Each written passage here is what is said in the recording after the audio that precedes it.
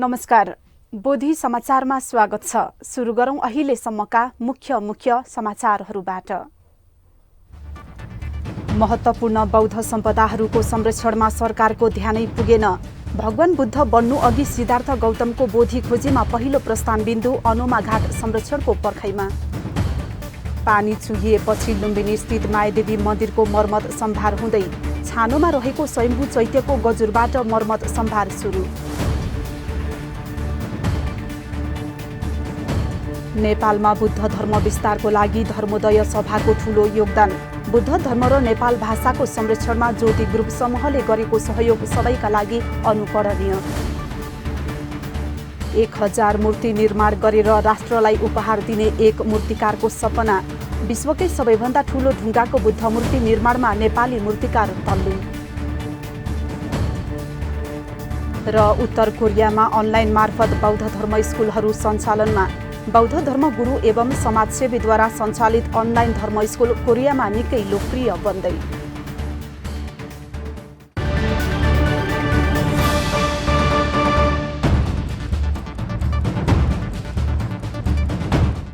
अब समाचार विस्तारमा।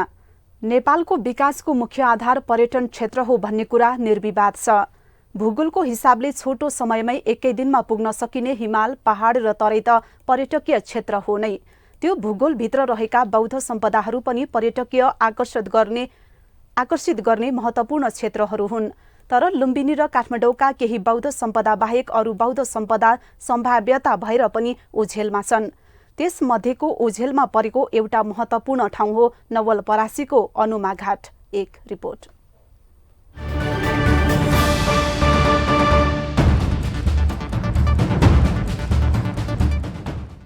भगवान बुद्धको जन्मस्थल लुम्बिनी र काठमाडौँको स्वयम्भू क्षेत्र विश्वकै चर्चित नेपालको प्रमुख बौद्ध सम्पदा क्षेत्र हुन्। त्यस क्षेत्रमा वर्षेनी लाखौं लाख आन्तरिक तथा बाह्य पर्यटकले भ्रमण गरेर मनोरञ्जनका साथ पुण्य कमाइरहेका छन्। अन्य यस्तै थुप्रै गुम्बा र बिहार अनि बौद्ध सम्पदा क्षेत्र छन् जो पर्यटकको नजरबाट ओझेलमा छन्।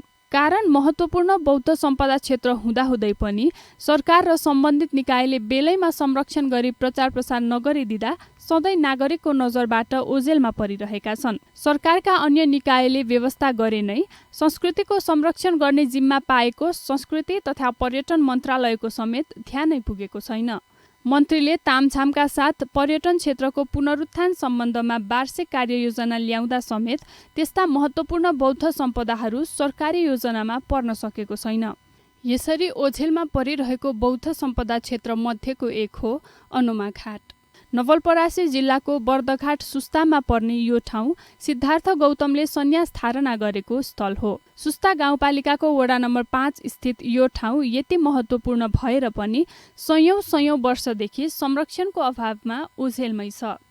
यो क्षेत्रलाई बुद्धधाम बनाउन सके स्वदेशी तथा विदेशी पर्यटक भित्र्याउन नसकिने होइन। भगवान बुद्धले शिक्षा लिएको ठाउँ भन्दै भारतले बोधगयालाई कति ठूलो पर्यटकीय स्थलको रूपमा विकास गरेको छ।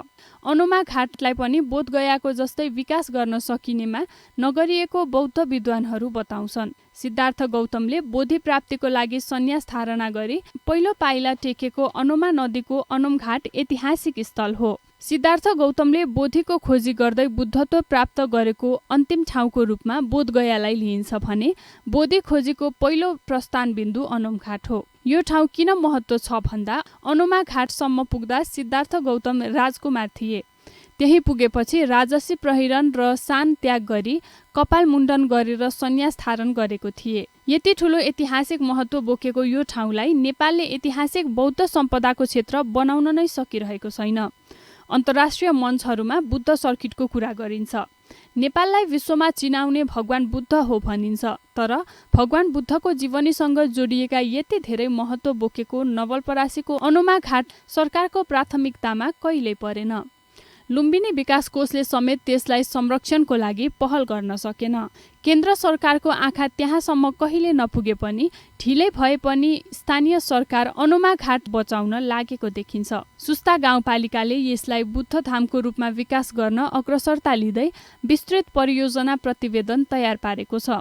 यसको लागि 10 लाख विनियोजन पनि गरिएको छ। परियोजनाको प्रतिवेदन कागजमा मात्र सीमित नहोस्, प्रदेश सरकार र केन्द्र सरकारले पनि अनुमा घाटलाई छिटो बुद्धधाम बनाउने पहल गर्न जरुरी देखिन्छ। News desk Bothi television. Lumbini स्थित मायादेवी मन्दिरको मर्मत सम्भार सुरु भएको छ। मन्दिरको छानोमा रहेको स्वयम्भू चैत्यको गजुरबाट मर्मत सम्भार थालिएको हो।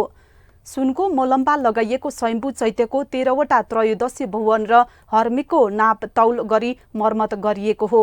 लुम्बिनी विकास कोषका सदस्य सचिव सानुराजा साक्यले मायादेवी मन्दिरको मर्मत सम्भार केही महिनापछि थाल्ने जानकारी दिनुभयो।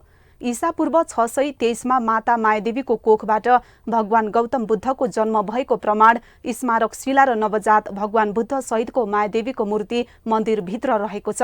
लुम्बिनी बगैँचा क्षेत्र सन् 1997 देखि विश्व सम्पदा सूचीमा सूचीकृत रहेको छ।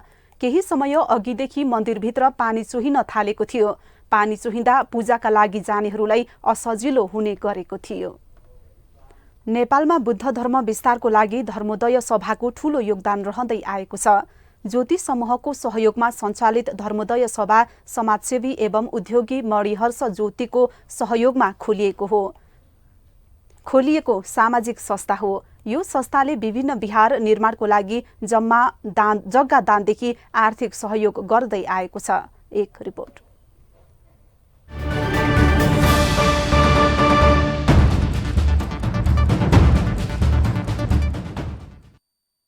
नेपालमा मानिने विभिन्न धर्ममध्ये बुद्ध धर्म एक पुरानो धर्म हो। सर्वसाधारणले यसलाई धर्मको रूपमा बुझे पनि खासमा यो भगवान बुद्धको दर्शन हो। भगवान बुद्धको दर्शन जीवन उपयोगी र आवश्यक देखिएकोले यसको अनुयायीहरू बढेसँगै र विस्तार भएसँगै यसलाई धर्मको रूपमा अंगीकार गर्न थालियो। विश्वका वैज्ञानिकहरूले पनि बौद्ध दर्शन वैज्ञानिक रहेको बताएपछि अहिले यसको विस्तार विश्वव्यापी भइरहेको छ। विश्वव्यापी भइरहेको यो बुद्ध धर्म कुनै बेला प्रतिबन्धित जस्तै थियो। नेपालमै जन्मनु भएका भगवान बुद्ध जसको उपदेश नेपाल हुँदै विश्वव्यापी फैलियो, त्यही धर्म नेपालमा भने राणाकालीन अवस्थामा प्रतिबन्धित जस्तै बन्न पुग्यो। धर्मको खुला प्रचार गर्न प्रतिबन्ध लाग्यो। कसैले बुद्ध धर्मको प्रचार गरेको देखिएमा कि मारिन्थे, कि जेलमा पर्थे, कि देश निकाला हुन्थे। राजधानी काठमाडौँमा यस्तो कठिन अवस्था आउँदा कयौं भिक्षुहरूलाई देश निकाला पनि गरियो। 2001 सालतिर काठमाडौँबाट 8 जना भिक्षुलाई देश निकाला गरियो। राजनीतिक दलहरूमाथि जसरी प्रतिबन्ध लगाइएको थियो, बुद्ध धर्ममाथि पनि प्रतिबन्ध लगाएपछि बुद्ध धर्मलाई बचाउन कतिपय भिक्षु र दाताहरू छिमेकी देश भारतमा लुकेर बस्नुपर्ने अवस्था थियो। देश निकाला गरिएका भिक्षुहरू भारतको सारनाथमा गएर बस्नुभयो। त्यही बेला काठमाडौँका एक उद्योगी एवं समाजसेवी मणिहर्ष ज्योति पनि भारतमै हुनुहुन्थ्यो। उद्योग व्यापार व्यवसायका साथै उहाँ नेपाल भाषाको र संस्कृतिको संरक्षण एवं बुद्ध धर्मप्रति उहाँको अगाध आस्था थियो। देश निकाला गरी भारत प्रवासमा रहेका भिक्षुहरूलाई गाँसबासको व्यवस्था गर्न उहाँले सहयोग गर्नुभयो। त्यही बेला उहाँकै अग्रसरतामा भारतको सारनाथमा धर्मोदय सभाको गठन भएको थियो। त्यति बेलादेखि यो बेलासम्म आइपुग्दा उहाँकै परिवारको संरक्षणमा धर्मोदय सभा सञ्चालन हुँदै आएको छ। उहाँकै छोरा उद्योगी व्यवसायी एवं दाता पद्मज्योति कंसाकार र परिवारले यसलाई संरक्षण गर्दै र धर्मोदय सभा मार्फत बिहार निर्माणको लागि सहयोग गर्दै आएको छ। धर्मोदय सभा गठन हुँदाको अवस्था स्मरण गर्दै धर्मोदय सभाका उपाध्यक्ष पद्मज्योति कंसाकार, यो अब यहाँ धर्मोदय सभाको मणिहर्ष ज्योतिको सम्बन्ध पनि यहाँ अलि चर्चा भयो। अब तपाईँ सबैले थाहा छ कि जब सन् 1944-2001 मा नेपालबाट 8 जना भिक्षु तथा श्राम्यहरूको देश यो बाहिर निष्कासन भयो राणा शासनबाट। अब त्यति बेला उहाँहरू अल्पत्र परेर नेपालबाट बाहिर गएर अब कलकत्ता, कालिम्पोङ इत्यादि ठाउँमा पुग्नुभयो र त्यहाँ पनि त्यति बेला हाम्रो व्यवसाय चलिरहेको बेलामा त्यो भिक्षु भन्तीहरूलाई केही सहयोग गर्ने र आश्रय दिएर केही मद्दत गर्ने, सानो सेवाको मौका गर्ने पनि हाम्रो परिवारले नै पाएको थियो। मेरो हजुरबुवा बाजुरत्न लगायत अरू परिवारका सदस्यले यो सेवा गर्ने मौका पाएको थियो। तर यो 2001 सालको करिब यो सायद जुलाई महिनामा यो काम देश निकालाको काम भएको थियो। त्यसको 4 महिना पछि नै त्यही प्रवासमै सारनाथमा केही व्यक्तिहरू सम्मिलित भएर नेपाली खास गरेर अधिकांश नेपाली गएर यो नेपालको लागि नै भनेर धर्मोदय सभा भन्ने सङ्गठनको त्यहाँ चाहिँ रचना भयो। धर्मोदय सभाको गठन हुँदा यो श्रद्धेय चन्द्रमणि महास्थवीर उहाँ अध्यक्ष हुनुभएको थियो, प्रथम अध्यक्ष।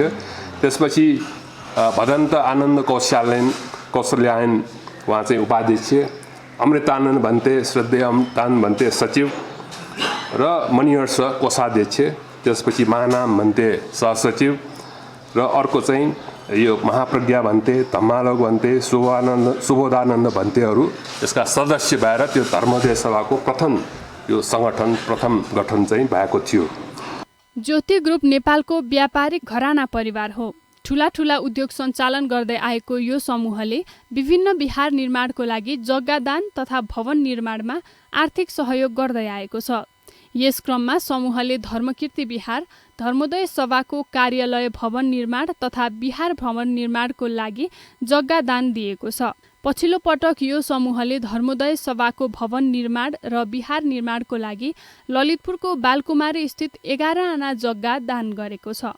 कठिन अवस्थामा पनि बुद्ध धर्मलाई बचाउन आफ्नो परिवारले सहयोग गर्दै आएकोले यसलाई बचाउनु आफ्नो पनि दायित्व भएको उहाँ बताउनुहुन्छ। यो धर्मोदय सभासँग हाम्रो ज्योति परिवारको 3 पुस्ताभन्दा बढी पुस्तादेखि हाम्रो अभिन्न सम्बन्ध रहिआएको छ। त्यसकारण चाहिँ यो धर्मोदय संस्था हाम्रोलाई अत्यन्तै हाम्रो परिवारसँग प्रिय र अभिन्न अङ्ग जस्तो छ र त्यसपछि यो 3-4 दशक हामीले 3 पुस्ता हामीले यसको विभिन्न आफ्नो गच्छअनुसार, आफ्नो क्षमताअनुसार, आफ्नो समयअनुसार हामी सेवा गर्दै आएका हौँ। धर्मोदय सभा मार्फत नेपालमा बुद्ध शिक्षा र बुद्ध धर्मको विस्तारमा अहिलेसम्म ज्योति ग्रुपका परिवार सक्रिय छन्। पिता पुर्खाले समाज सेवाको लागि खोलेको संस्थालाई मुटु जत्तिकै माया गरी धर्मोदय सभालाई अघि बढाइरहेका छन्। ज्योति ग्रुप परिवारकै सदस्य एवं बौद्ध महिला सङ्घका उपाध्यक्ष मीरा ज्योति पनि यसको निरन्तरताको लागि सक्रिय हुनुहुन्छ। भारतको कालिम्पोङ पढ्न गएको बेलादेखि बुबा बाजेको हात समातेर धर्मोदय सभा गएको उहाँ स्मरण गर्नुहुन्छ। मेरो आमा बुवाले चाहिँ मेरो हात समातेर धर्मोदय सभाको अफिसमा बिहारमा मलाई लग्थे र बिहा भएपछि म चाहिँ ज्योति परिवारमा गएँ र बुवा मणिहर्ष ज्योतिलाई मलाई चाहिँ 15औं विश्व बौद्ध सम्मेलनमा मलाई भलिन्टियरको रूपमा राख्नु भएको थियो। त्यति बेलादेखि म धर्मोदय सभामा विभिन्न रूपमा बसेर मैले काम गरेँ। बौद्ध महिला सङ्घमा म बसेर धर्मोदय सभालाई के को मद्दत गर्न सकिन्छ उहाँको हरेक कार्यक्रममा चाहिँ हामीले भाग लिएर काम गरेँ। विक्रम सम्वत 2001 सालमा गठन भएको धर्मोदय सभा ज्योति ग्रुप परिवारको संरक्षणमा अहिलेसम्म अविछिन्न सञ्चालनमा रहेको छ। व्यापारीका घराना भइकन पनि समाज सेवालाई उच्च प्राथमिकता दिने ज्योति ग्रुप परिवार बुद्ध धर्म र नेपाल भाषाको संरक्षण र विस्तारमा दृढ देखिन्छ। यदि तत्कालीन समयमा धर्मोदय सभा गठन नहुँदो हो त अहिलेको लुम्बिनी विकास कोषको स्थापना नै हुने थिएन। लुम्बिनी धर्मोदय सभा हुँदै हालको लुम्बिनी विकास कोष स्थापना हुँदा अहिले भगवान बुद्धको जन्मस्थल लुम्बिनी लगायत बौद्ध सम्पदाले अहिले विश्वव्यापी चर्चा पाइरहेको छ। News desk Bodhi television. एक मूर्तिकारले विश्व प्रसिद्ध व्यक्तिको ढुङ्गाका 1000 मूर्ति निर्माण गरेर राष्ट्रलाई उपहार दिने घोषणा गरेका छन्। मोरङको उर्लाबारी नगरपालिका 6 का 38 वर्षीय मूर्तिकार मन्जुल बराइली मितेरीले यस्तो घोषणा गरेका हुन्।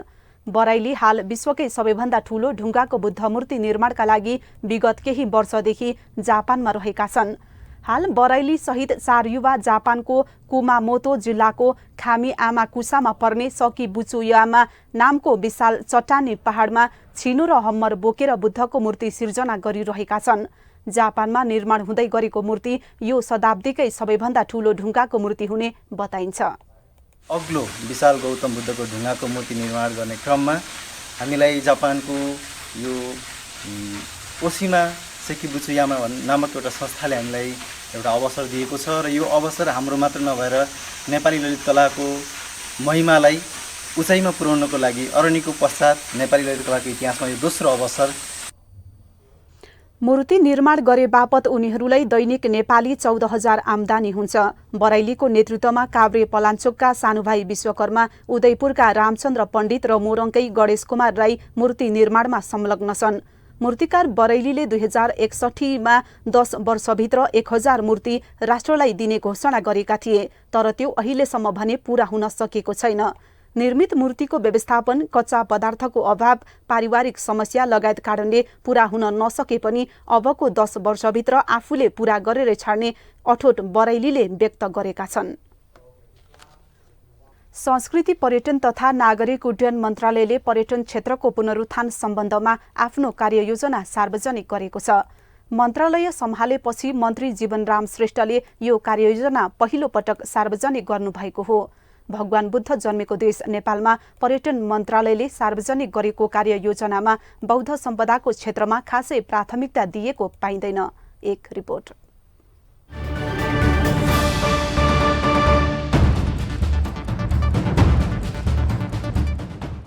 पर्यटन मन्त्रालयले सिंहदरबार स्थित आफ्नै सभा हलमा कार्यक्रम गरी पर्यटन क्षेत्रको पुनरुत्थान सम्बन्धमा अन्तर्क्रिया कार्यक्रम गरी कार्ययोजना सार्वजनिक गरेको हो। मन्त्रालयले डेढ पेजको विज्ञप्ति शैलीमा नेपालमा पर्यटक आवागमनको अवस्था र वैदेशिक मुद्राको स्थितिबारे तथ्य सार्वजनिक गरेको छ। 3 वर्षको तुलनात्मक तथ्याङ्क सार्वजनिक गरेको मन्त्रालयले विदेशी पर्यटकबाट अघिल्लो वर्ष 13 अर्ब 50 करोड बढी विदेशी मुद्रा आर्जन गरेको उल्लेख गरेको छ। यो विगतको तुलनामा 46% कम हो भनेको छ। विदेशी मुद्रा आर्जनमा बौद्ध पर्यटकको योगदान कति छ भन्ने छुट्याइएको छैन, जबकि लुम्बिनी लगायत बौद्ध सम्पदामा लाखौं लाख विदेशी पर्यटक वर्षेनी भ्रमण गर्ने गर्दछन्। चालु आर्थिक वर्षमा 10 लाख पर्यटक भित्र्याउने लक्ष्य मन्त्रालयको छ। कति बौद्ध पर्यटकलाई भित्र्याउने भनी लक्ष्य तोकिएको छैन।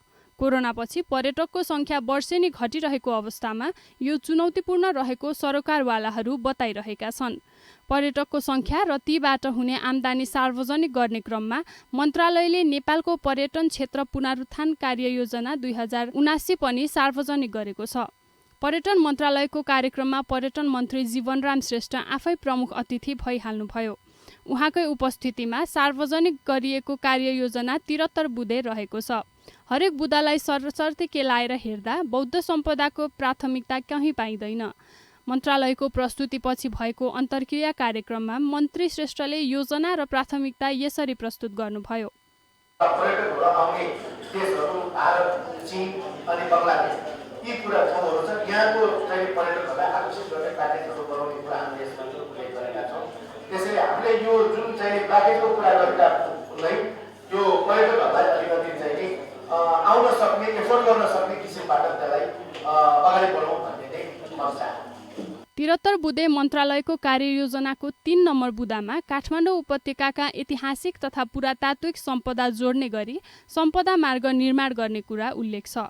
यसलाई बुझेर यहाँभित्र बौद्ध सम्पदा पर्ला भनेर अनुमान गर्न सकिन्छ। बुँदा नम्बर 17 मा भैरवाको गौतम बुद्ध अन्तर्राष्ट्रिय विमानस्थलमा हुने सबै अन्तर्राष्ट्रिय उडानमा निश्चित प्रतिशत छुट दिने कुरा उल्लेख छ। बुँदा 35 मा कपिलवस्तुको तिलौराकोट क्षेत्रलाई युनेस्को विश्व सम्पदा सूचीमा सूचीकृत गर्ने प्रक्रिया अघि बढाइने उल्लेख छ। त्यसबाहेक बौद्ध सम्पदा क्षेत्रको विकास र थप योजनाबारे कार्ययोजनामा कहीँ कतै उल्लेख छैन, जबकि भगवान बुद्धको जन्मस्थल नेपालका लुम्बिनी लगायत बौद्ध सम्पदा क्षेत्र अन्तर्राष्ट्रिय पर्यटकहरूको लागि आकर्षक केन्द्रहरू धेरै छन्। सार्कको प्रधानमन्त्री स्तरमा नै पटक पटक बहस भएको बुद्धिस्ट सर्किट बारेमा मन्त्रालयको कार्ययोजनामा केही उल्लेख नै छैन। अन्तर्क्रियामा बोधी टेलिभिजनले यसबारे प्रश्न राख्दा मन्त्री नै एकछिन अल्मलिए। र यो बौद्ध क्षेत्रसित सम्बन्धित पर्यटनको लागि के विशेष कार्यक्रमहरू गर्नुभएको छ?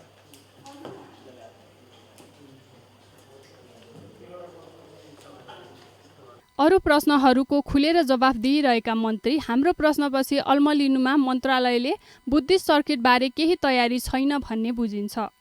पछि सम्हालिँदै मन्त्रीले यसरी जवाफ दिए।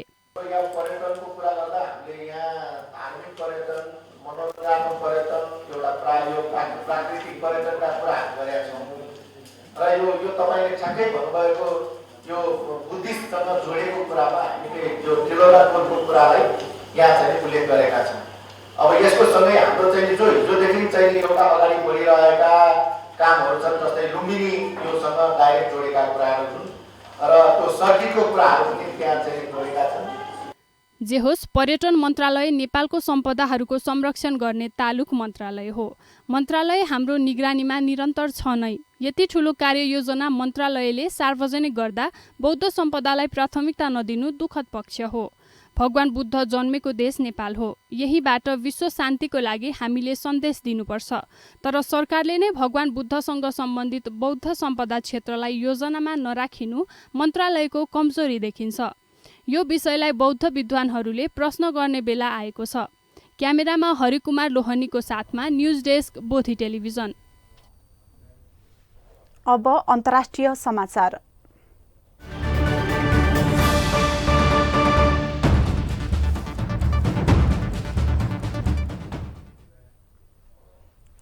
उत्तर कोरियामा अनलाइन मार्फत बौद्ध धर्म स्कुलहरू सञ्चालनमा रहेका छन्।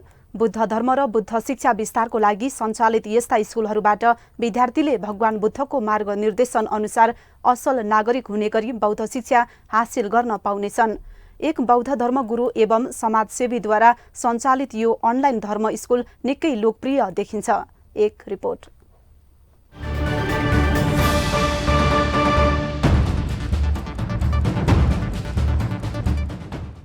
उत्तर कोरियाको जङ्गटो समाजले बौद्ध शिक्षाको लागि अनलाइन धर्म स्कुलको लागि दर्ता खोलेको छ। जङ्गटो धर्म स्कुल बौद्ध धर्म अध्ययन पाठ्यक्रमको पहिलो अनलाइन स्कुल हो। कोरियाली सियोन जेन बौद्ध धर्म गुरु र सामाजिक कार्यकर्ता श्रद्धेय पोमन्यु सुनिमद्वारा स्थापित यो अन्तर्राष्ट्रिय बौद्ध समुदायको लागि खोलिएको जङ्गटो सोसाइटी हो। जङ्गटो धर्म स्कुलले नयाँ विद्यार्थीहरूका लागि अनलाइन दर्ता खुल्ला गरेको छ। बुद्धका मौलिक शिक्षाहरू सामान्य चिकित्सकहरूसँग साझा गर्ने उद्देश्यले लगभग 31 वर्ष पहिले कोरियामा पहिलो पटक जङ्गटो धर्म स्कुल खोल्नु भएको थियो। जङ्गटो समाजले अनलाइन अङ्ग्रेजी भाषाको पाठ्यक्रममा इन्ट्रोडक्सन टु बुद्धिज्म बनाई संसारभरका बौद्ध धर्मका विद्यार्थीहरूलाई उपलब्ध गराइएको छ। जङ्गटो समाजका अनुसार जङ्गटो धर्म विद्यालयका विद्यार्थीले मानिसको दिमाग कसरी चल्छ र कसरी काम गर्छ भन्ने कुरा भगवान बुद्धको मार्गदर्शन अनुसार बुद्धका मौलिक शिक्षाहरू सिक्न पाउनेछन्। यस्तो कक्षा 22 हप्ताको हुनेछ। पाठ्यक्रम सामग्रीमा मौलिक बौद्ध धर्मदेखि आधुनिक बौद्ध धर्मसम्म बुद्धका मूल शिक्षाहरू बुझ्ने आधारभूत नमुना अभ्यास समावेश छन्। जङ्गटो सोसाइटी एक बौद्ध स्वयंसेवकद्वारा सञ्चालित सामुदायिक र मानवीय संस्था हो। यसले सामाजिक संलग्नता मार्फत बौद्ध शिक्षालाई मूर्त रूप दिने प्रयास गर्दै आएको छ। यसको थालनीकर्ता पोमन्यु सुनिम एक श्रद्धेय बौद्ध धर्मगुरु, लेखक र सामाजिक कार्यकर्ता रूपमा चिनिनुहुन्छ। न्युज डेस्क बोडी टेलिभिजन। हामी समाचारको अन्त्यमा आइपुगेका छौं। बिदा हुनु अघि मुख्य समाचार पुनः एकपटक। महत्त्वपूर्ण बौद्ध सम्पदाहरूको संरक्षणमा सरकारको ध्यानै पुगेन। भगवान बुद्ध बन्नु अघि सिद्धार्थ गौतमको बोधी खोजीमा पहिलो प्रस्थान बिन्दु अनुमा घाट संरक्षणको पर्खैमा। पानी चुहिएपछि लुम्बिनी स्थित मायादेवी मन्दिरको मर्मत सम्भार हुँदै छानोमा रहेको स्वयम्भू चैत्यको गजुरबाट मर्मत सम्भार सुरु। नेपालमा बुद्ध धर्म विस्तारको लागि धर्मोदय सभाको ठूलो योगदान। बुद्ध धर्म र नेपाल भाषाको संरक्षणमा ज्योति ग्रुप समूहले गरेको सहयोग सबैका लागि अनुकरणीय। 1000 मूर्ति निर्माण गरेर राष्ट्रलाई उपहार दिने एक मूर्तिकारको सपना। विश्वकै सबैभन्दा ठूलो ढुङ्गाको बुद्ध मूर्ति निर्माणमा नेपाली मूर्तिकार तल्लीन। र उत्तर कोरियामा अनलाइन मार्फत बौद्ध धर्म स्कुलहरू सञ्चालनमा। बौद्ध धर्मगुरु एवं समाजसेवीद्वारा सञ्चालित अनलाइन धर्म स्कुल कोरियामा निकै लोकप्रिय बन्दै। समाचार अहिलेलाई सकियो। बोधी टेलिभिजनका सम्पूर्ण कार्यक्रम bodhitv.tv युट्युब र फेसबुकका साथै मोबाइलमा बोधी टिभी एप डाउनलोड गरेर पनि हामीलाई प्रत्यक्ष हेर्न र पढ्न सक्नुहुनेछ। सकारात्मक सोच र कुशल संस्कारको लागि बोधी टेलिभिजन हेर्दै गर्नुहोस्। भवतु सब मङ्गलम।